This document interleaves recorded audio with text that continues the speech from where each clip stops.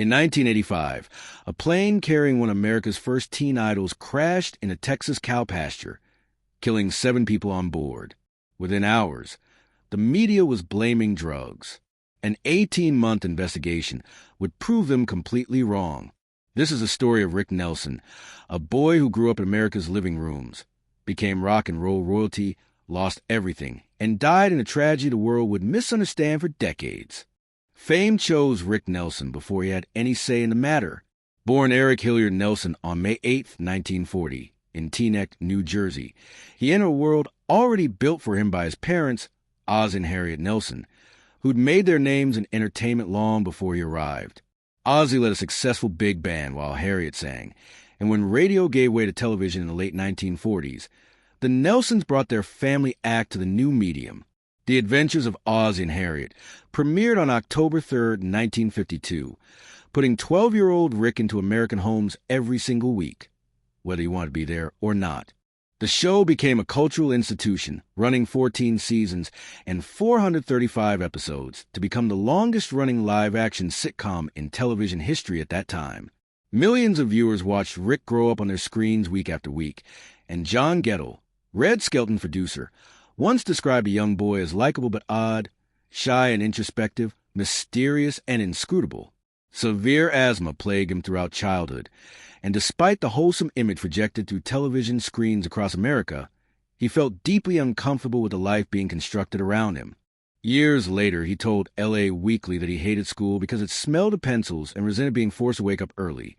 While on set, he would ad-lib and choose scenery trying to get laughs until his father, Ozzie, snapped at him one day with 5 words that defined everything. "Son, there is no such thing as a child comedian." The message landed clear as glass. Stay in your lane, play your role, and don't step outside the boundaries of the wholesome Nelson family image America expected. But Rick had a secret life that no television viewer could have imagined. During his teenage years, Rick Nelson joined the Rooks, a Los Angeles greaser car club where he slicked his hair with oil, tattooed his hands and wrists and shoulder with India ink, and accompanied gang members on what he later called nocturnal forays along Hollywood Boulevard. These weren't innocent cruising sessions, and the gang didn't just harass random passers-by for fun. They beat them up. Jail claimed Rick twice in connection with Rook's incidents, and the most serious case involved him sucker-punching a police officer, an offense he only escaped through his father's intervention and influence. The split between his wholesome TV persona and his rebellious real life haunted him for years, which is why his wife Kristen would later say of him, he never knew who he really was. The boy America watched grow up in their living rooms had no idea who he was when the cameras turned off. But 1957 brought something that would change Rick's life forever and reshape the landscape of rock and roll in ways nobody anticipated. Elvis Presley appeared on the Ed Sullivan Show and sent teenage girls into an absolute frenzy, and when Rick's girlfriend at the time swooned over Elvis, he decided, whether out of jealousy or ambition, that he could do that too. He convinced his father to let him perform on their TV show, and on April 10th, 1957, 17-year-old Ricky Nelson sang Fats Domino's "I'm Walkin'" in front of 10 million viewers. The response came immediate and overwhelming, with Verve Records signing him as his debut single climbed the charts, transforming him from teen idol into legitimate rock and roll star practically overnight. On August 4th, 1958, his song "Poor Little Fool" reached #1 on the very first Billboard Hot 100 chart, making Ricky Nelson the first artist to ever top that chart. Between 1957 and 1973, he placed 53 songs on the Billboard Hot 100, with 19 reaching the top 10 and 35 making the top 40. 11 double-sided hit singles meant both the A-side and B-side of the same record charted simultaneously, an achievement only a handful of artists in history have matched. By age 16, his personal fortune reached $500,000, which translates to over $5 million today, and Life magazine declared in December 1958 that Ricky Nelson is the biggest thing in the teenage world since the rise of Elvis Presley and Frankie Avalon. But the landscape shifted beneath Rick Nelson as quickly as he'd risen to the top of it. The British invasion arrived in 1964, bringing the Beatles and the Rolling Stones and a wave of British rock bands that dominated the charts and redefined what rock and roll could be. Rick's clean-cut, television-friendly image suddenly felt dated, and his chart success dried up almost overnight, leaving him struggling by the late 60s to stay relevant in an industry that had moved on without him. But disappearing wasn't in Rick's plans, so he grew his hair long, formed a country rock band called the Stone Canyon Band, and started writing his own music. The pivot from teen idol to serious artist produced critically acclaimed albums that influenced the emerging country rock movement, and he wasn't chasing trends anymore. He was trying to carve out his own identity for the first time in his life. And that's when the night came that would define the rest of his career. October 15th, 1971, brought Rick Nelson to Madison Square Garden for a Richard Nader Oldies revival show, where he walked on stage wearing bell-bottom jeans, a $2,000 purple velvet shirt, and cowboy boots, with his hair hanging down his shoulders.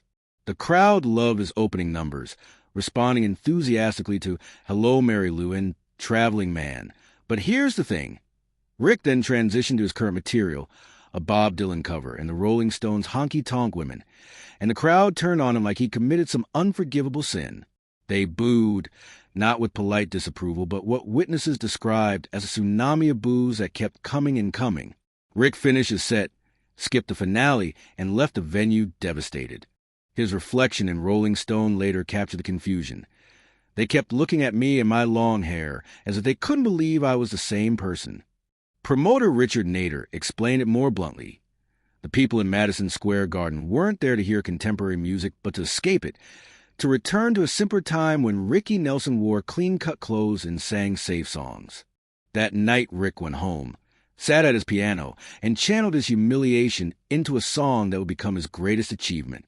Released in July 1972, Garden Party reached number 6 on the Billboard Hot 100, hit number 1 on the adult contemporary chart, and went gold. The chorus became his manifesto and his liberation. You can't please everyone, so you gotta please yourself.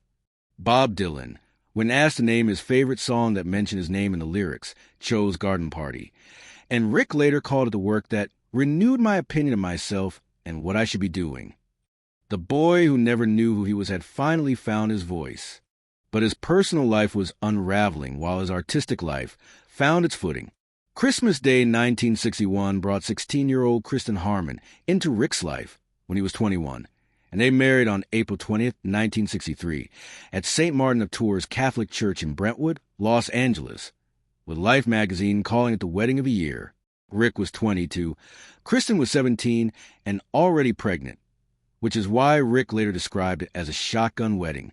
Their first child, Tracy Nelson, arrived exactly 6 months after the wedding on October 25th, 1963, weighing only 4 pounds and 1 ounce, and Kristen brought her own Hollywood royalty to the marriage as the daughter of Tom Harmon, the 1940 Heisman Trophy winner and former L.A. Rams running back turned sportscaster. Her brother Mark Harmon would go on to star in NCIS, and the Nelson and Harmon families had been friends for years before the wedding. 19 years passed before the marriage collapsed under the weight of mutual accusations, drug abuse, infidelity, parental neglect, with Kristen's attorney claiming Rick had a severe drug problem encouraged by his managers, his entourage, and his groupies. The divorce dragged from 1980 to 1982 and cost over $1 million in legal fees, though Kristen later admitted, "We were hippie rock and rollers. We did what everyone else was doing all those years." $4 million in debt is where Rick landed when the divorce finalized, and the boy who'd earned $500,000 by age 16 had never controlled his own money since his parents managed his finances, meaning by the time he reached adulthood, the fortune was gone. December 31st, 1985, found Rick Nelson scheduled to perform a New Year's Eve concert in Dallas, boarding a Douglas DC-3 that was 41 years old and had a history of repeated mechanical problems, a plane previously owned by Jerry Lee Lewis. Fuel primer issues delayed the flight 4 hours that morning before they finally departed from Guntersville, Alabama, carrying Rick, his fiancée Helen Blair, for band members, his road manager, and 2 pilots. At 5:08 p.m. Central Standard Time, pilot Brad Rank radioed Fort Worth Air Traffic Control with words that would prove prophetic. "I think I'd like to turn around. I've got a little problem." 3 minutes later, he radioed again with 2 words that sealed their fate. "Smoke in the cockpit." Eyewitness L.B. Barrett watched the plane descend and later described what he saw. "When we first saw that thing, the smoke was the whole length of the plane. It was just boiling back out. At 5:14 p.m., less than 2 miles from the airstrip near DeKalb, Texas, the DC-3 clipped utility wires, struck a stand of sweet gum trees, and exploded in a cow pasture. Smoke inhalation and thermal burns killed all 7 passengers, while only the 2 pilots survived, escaping through cockpit windows. Rick Nelson was 45 years old, and that's when the media turned his death into a scandal that would persist for years. The Washington Post ran a front-page headline reading "Drug-related fire suspected in Rick Nelson plane crash," with speculation centering on freebasing cocaine after investigators found 18 aerosol cans in the wreckage, which fueled theories that passengers had been using drugs mid-flight. The National Transportation Safety Board launched an 18-month investigation that culminated in a May 1987 final report explicitly debunking the drug allegations. No evidence of drug use during the flight existed, no drug-related paraphernalia turned up after crash, and toxicology tests showed only trace amounts of cocaine, marijuana, and the painkiller Darvon in Rick's system, nothing indicating active use during the flight. What investigators actually found was that the fire originated at floor level in the aft cabin, exactly where a defective gasoline-powered heater was located, not where passengers would have been freebasing drugs. The NTSB concluded the fire was most likely caused by that malfunctioning cabin heater, though the official cause remained listed as undetermined. The family's 2025 memoir revealed how the false narrative began. A reporter at the crash site asked an NTSB investigator if they would check for freebasing, and the investigator replied, "We check for everything." The reporter ran a story claiming cocaine freebasing was being investigated as the cause.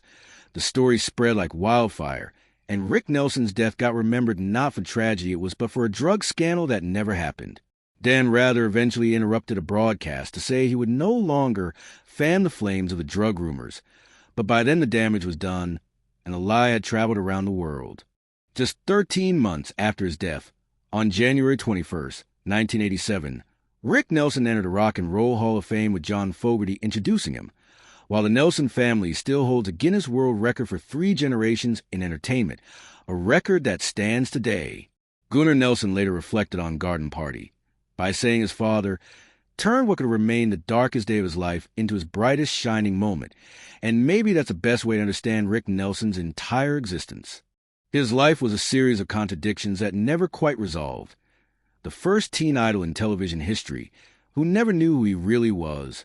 Massive early success that ended in complete financial ruin, a wholesome public image hiding a secret gang life. Chart dominance followed by British invasion erasure. Madison Square Garden humiliation transformed into his greatest artistic triumph. And in death, he faced false accusations of a drug-fueled disaster, when the truth was simpler and sadder. A mechanical failure on an aging plane. Rick Nelson spent his entire life trying to figure out who he was beyond the boy America watched grow up on television, and what he left behind was a legacy that still influences country rock today, a catalog of hits that define an era, and a final message that still resonates decades later. You can't please everyone, so you gotta please yourself.